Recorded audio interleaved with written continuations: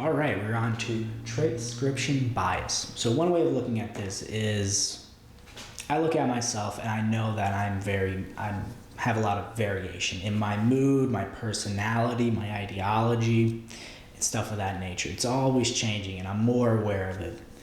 But we view others as more solid. They're very predictable in their way of going about the world. There's not a lot of change going on. They're that one person. But we look at ourselves as very changing. Our moods are very different. Our personality traits, we know what it's like. But when we look at others, it's very fixed. It's very narrowed down. And we feel like we know them 100%. But in our own minds, we're very different. We may, argue on certain things. And you can sort of take this from a group as well. Let's say, there's a group of sports fans. Let's say there's Green Bay Packer fans and Patriot fans. And, the Packer fans, they might sit there and argue certain stuff and have different beliefs as Packer fans on ideas of football.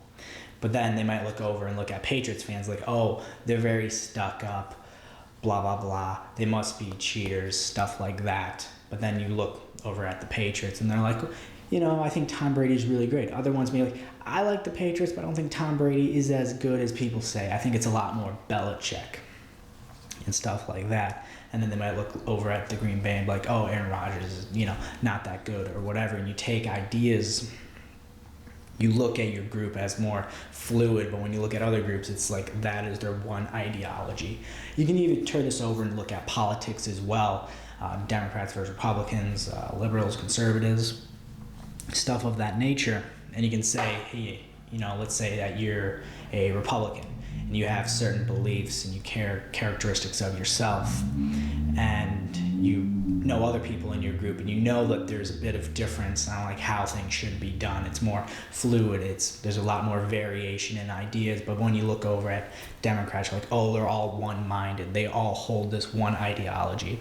But then if you turn the tables again and let's say that you are a Democrat looking at Republicans, you're like, hey, us Democrats, we have a lot of variation in what we should do and ideas and personality traits and stuff like that. But those Republicans, they're all the same. They all love guns, blah, blah, blah, or whatever.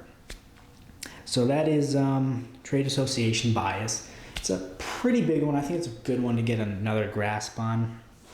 It is, and the definition again is the tendency for people to view themselves as relatively variable in terms of personality, behavior, and mood, while viewing others as much more predictable in their personal traits across different situations. So yeah, that is trait association bias. Trying to think if there's anything else I want to talk about. No, I think that's pretty much it. Thank you very much.